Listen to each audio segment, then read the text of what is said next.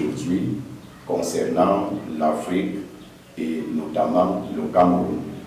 Il est question du syndrome des coups d'État ou coups de force, comme le qualifiait le ministre de la Communication du Cameroun, M.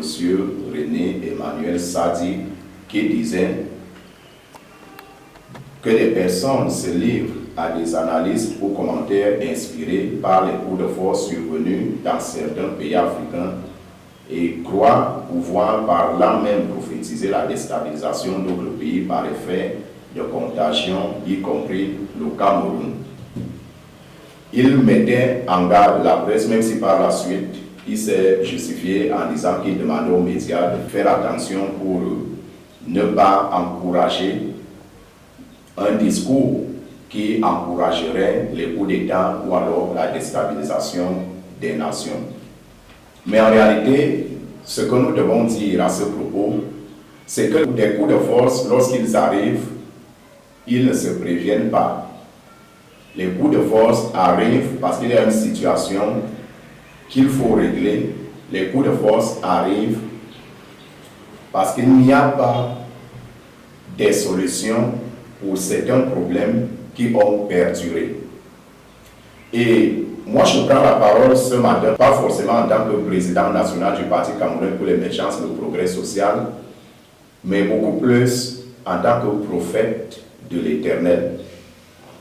Et comme vous le savez tous, je suis un homme de Dieu et je ne m'en cache pas.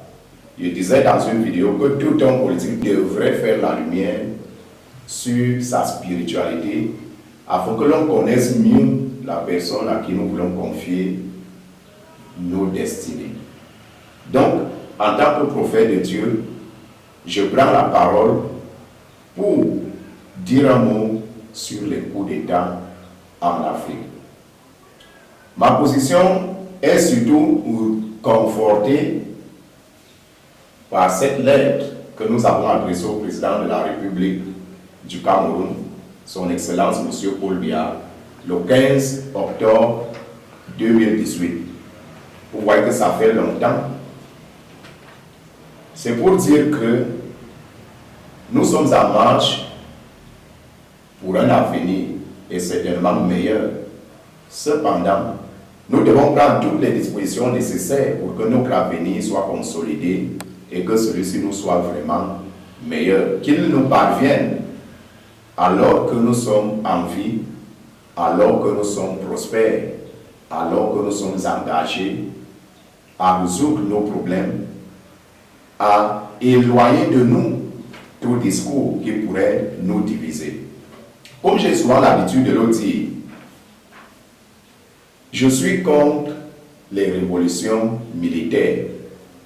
Parce que pour moi, les révolutions militaires n'apportent pas absolument le développement. C'est pour cette raison que je suis contre les coups d'État absolument.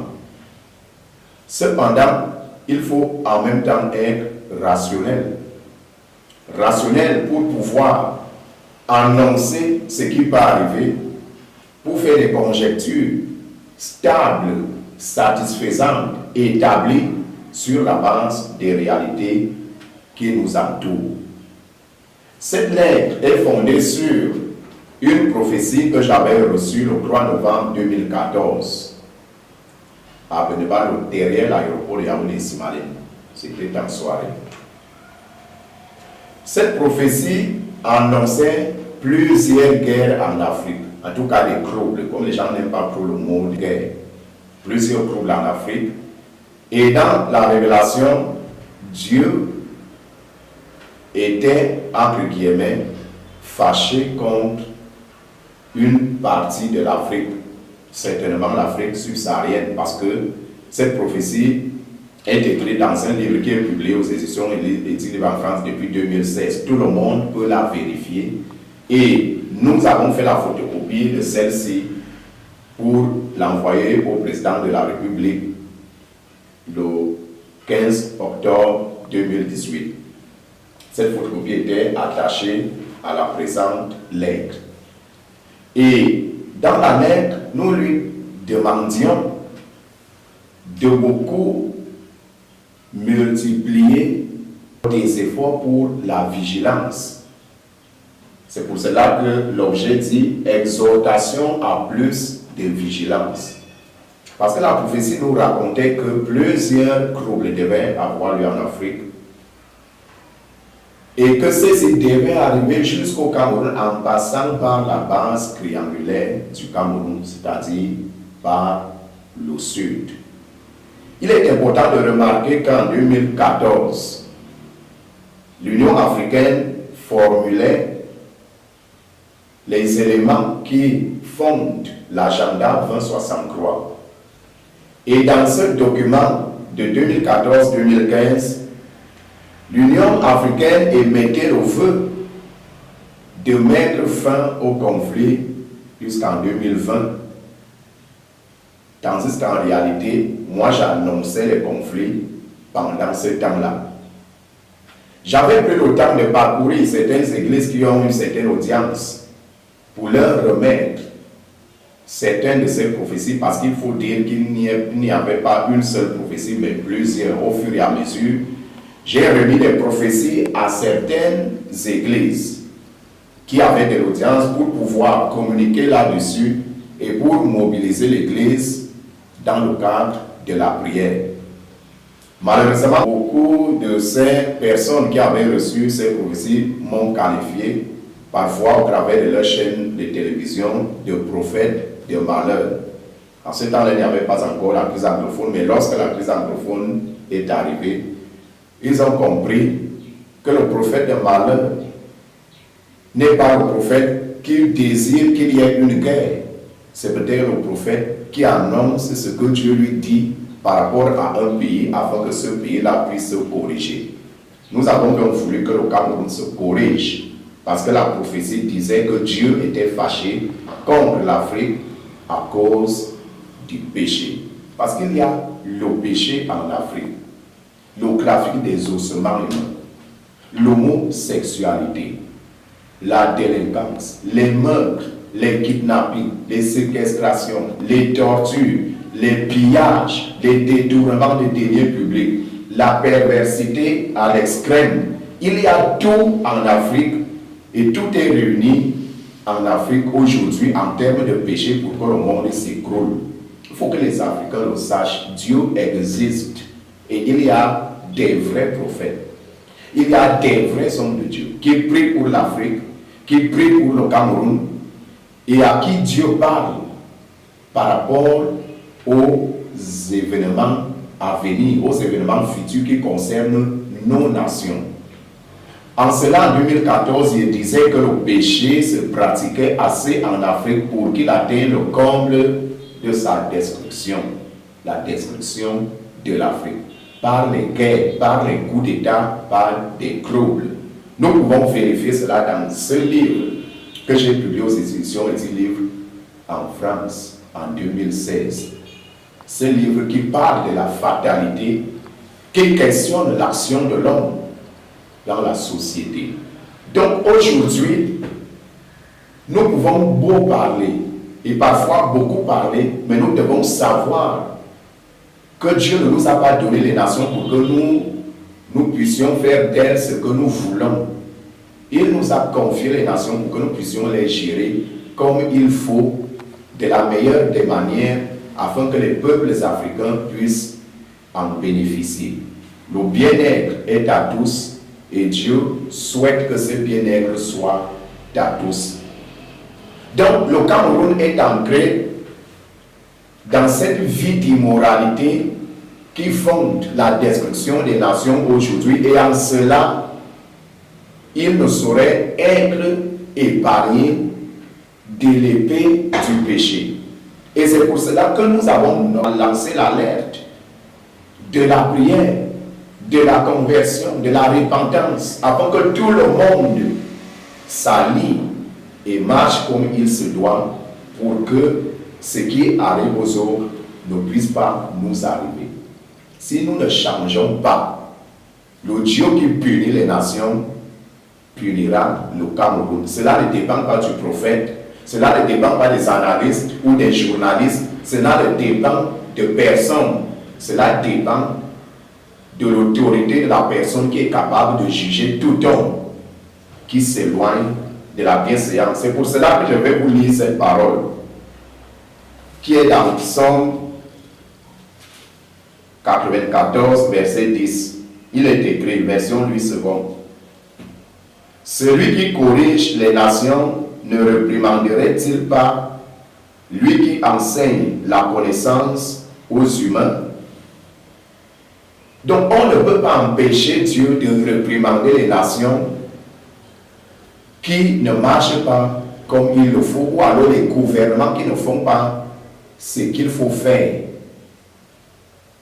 En 2014, Dieu me disait, l'Afrique est réprimandée. Et si l'Afrique est réprimandée, c'est à cause du péché. Voyons l'insécurité extrême. Voyons les règlements de compte. Tout ce qui se passe en Afrique aujourd'hui. La misère est au comble. Non pas parce que nous n'avons pas de ressources, mais parce que leur gouvernant a décidé de s'éloigner de la bienséance et parfois de Dieu. Et c'est pour cela que je dis que nous devons toujours questionner la nature spirituelle de celui-là à qui nous confions, nous, la nation. Pour tout dire, je suis contre les révolutions militaires, comme je l'ai toujours dit, parce qu'elles ne rassurent pas le bonheur et l'avenir.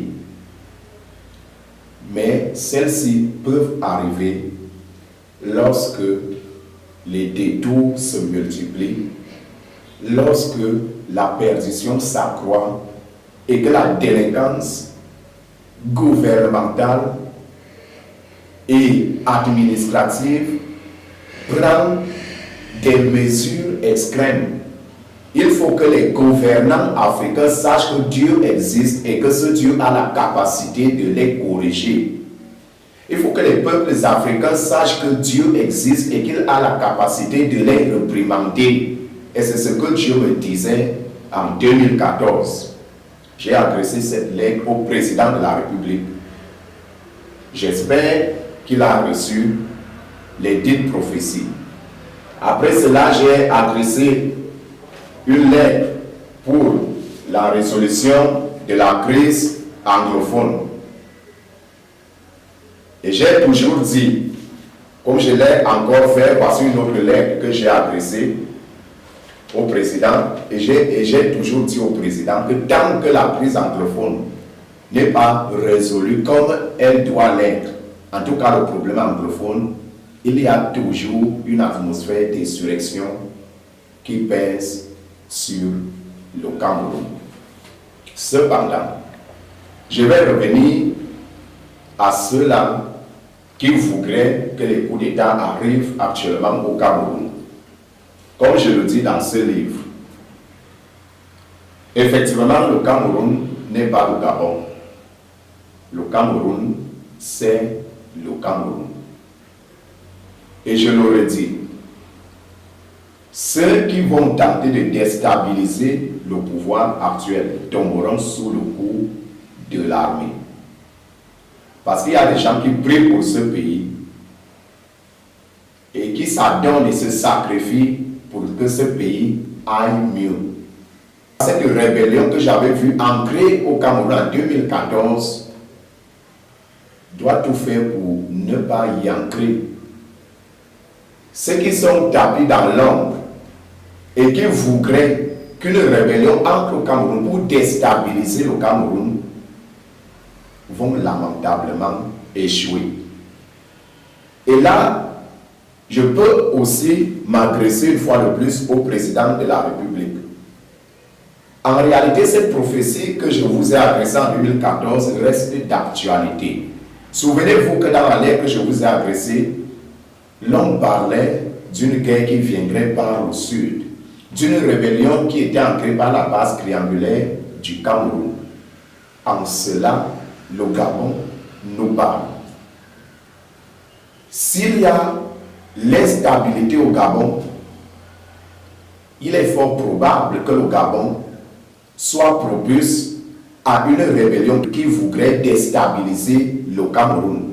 Alors, il faut davantage, plus de vigilance sur la contrée sud, autour de la frontière Gabon-Cameroun. Rassurez-vous, Monsieur le Président, il y a effectivement des gens tapis dans l'ombre qui veulent mettre le feu au Cameroun. Comme je vous l'ai dit en 2018, veillez sur la frontière Cameroun-Gabon maintenant qu'il y a une armée au pouvoir au Gabon. Ça devient compliqué et le Gabon nous parle absolument. Cela ne dépend pas du prophète, cela ne dépend pas du ministre de la Communication, cela ne dépend pas des analystes ou des journalistes, cela dépend de la réalité et de ce que Dieu a annoncé. Nous avons encore aujourd'hui la capacité de tout repousser.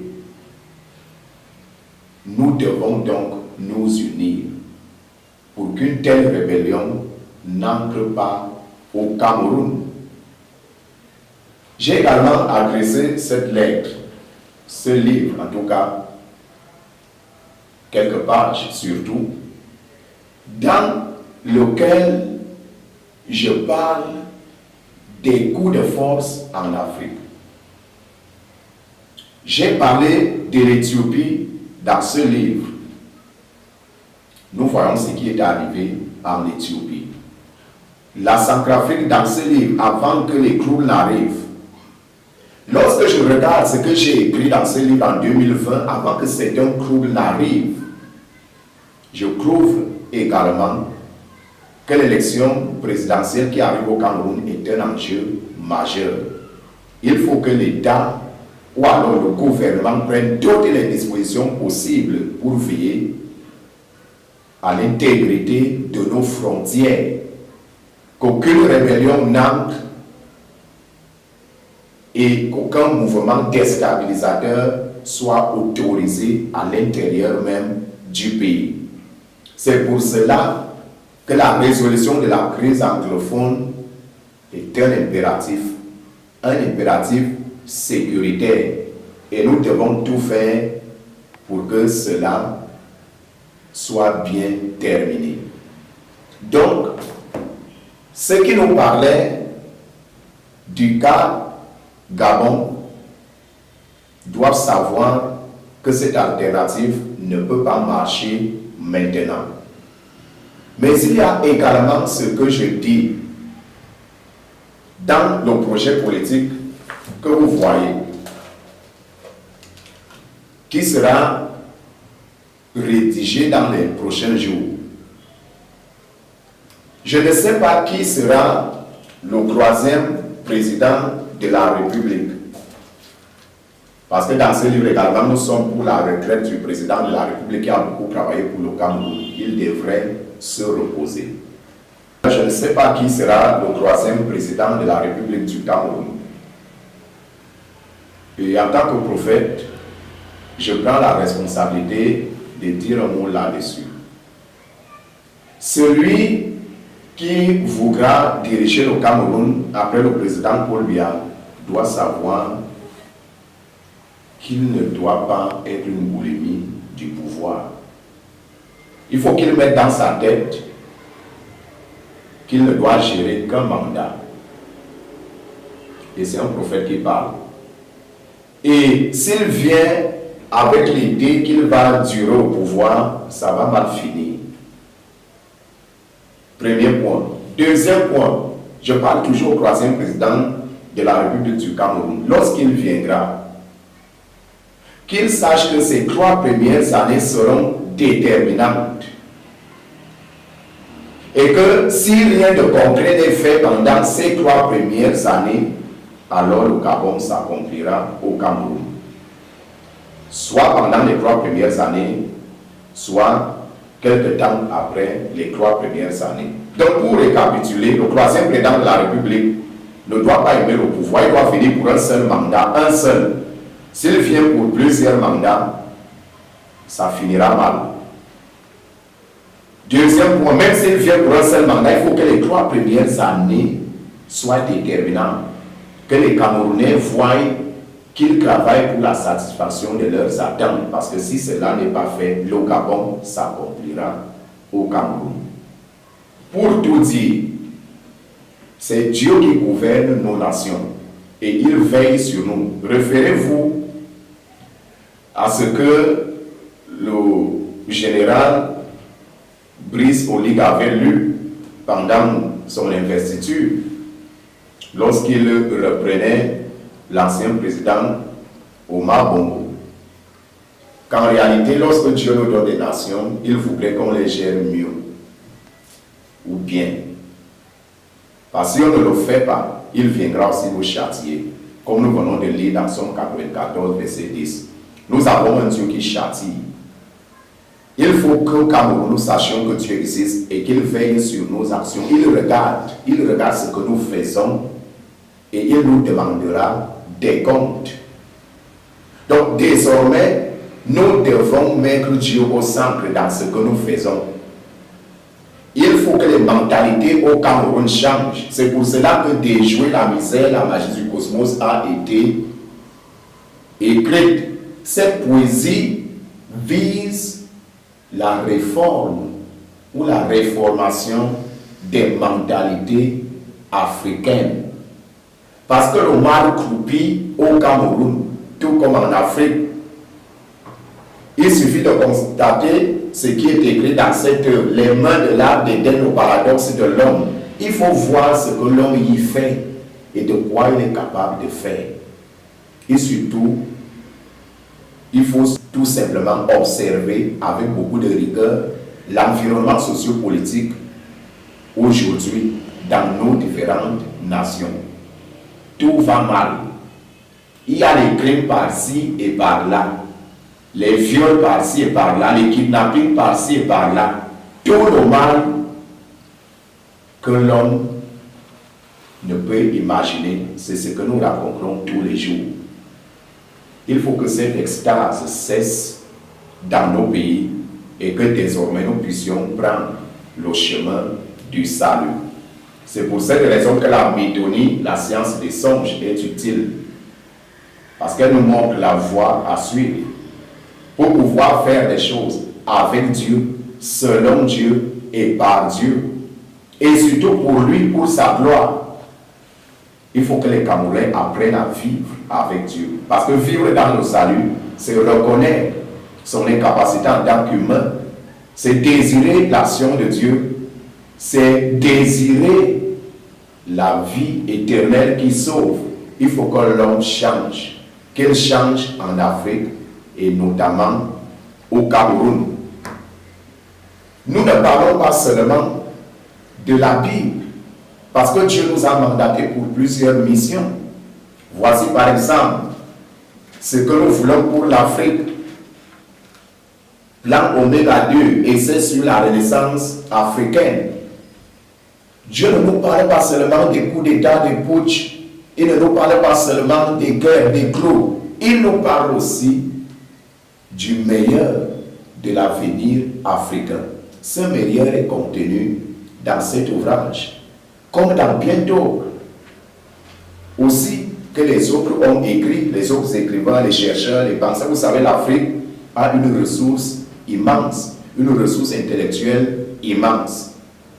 Nous avons aussi des projets. Nous avons parlé de crypto-monnaie dans ce pays, parce que c'est un projet qui arrivera, que nous le voulions ou pas. L'Afrique va devenir grande par la finance fondée sur la monnaie numérique. Manhattan Bank est donc un projet pour les peuples africains. Et nous avons adressé cet ouvrage à plusieurs autorités au Cameroun, comme à Madame Minette Libon Liliken, ministre des Postes et Télécommunications, par 2 reprises. Nous avons également envoyé ce livre au ministre des Finances, Monsieur Louis-Paul Moutazeux. C'est pour dire que nous ne parlons pas seulement de coup d'État. Nous pouvons voir ces ouvrages, ces projets que nous avons envoyés au président de la République en 2018 et nous avons reçu des remerciements de sa part. Nous avons participé au projet de société du Rassemblement démocratique du peuple camerounais, le RDPC, nous avons également contribué à l'édification d'une société d'engagement pour le Cameroun, c'est-à-dire la société des devoirs. En tant que prophète donc, Dieu nous parle de l'avenir des nations. Nous avons la responsabilité d'alerter, d'être des sentinelles, non seulement pour parler de spiritualité, mais aussi pour construire effectivement des nations au plan matériel, au plan intellectuel, dans tous les domaines possibles. Aujourd'hui, nous avons besoin de Dieu en Afrique. Et nous devons marcher comme il veut, parce que si nous ne le faisons pas, les mises en garde ne serviront à rien. C'est Dieu qui décidera. Quand il décide et sa décision nous transcende. Elle transcende le ministre, elle transcende le président, elle transcende tous les présidents du monde, toutes les autorités du monde, tous les hommes d'affaires, tous les pouvoirs. Parce que Dieu est celui qui est le roi des rois. Il règne au-dessus de tout et de tous. C'est en cela que nous devons faire très attention afin que ce qui arrive aux autres ne nous arrive pas. Mais pour clôturer, je vais dire que la rébellion ne pourra pas renverser l'armée camerounaise et qu'il faut que l'État camerounais, le gouvernement camerounais, patrouille autour de nos frontières jour et nuit afin que cela ne puisse jamais arriver. Selon cette lettre que nous avons adressée au président de la République, au troisième président de la République, qu'il ne vienne que pour un mandat et que dans les 3 années de son magistère, qu'il fasse tout pour répondre aux attentes des Camerounais. Sinon, le Gabon s'accomplira au Cameroun. De toute manière, l'Église de Dieu au Cameroun prie pour le Cameroun et l'Afrique.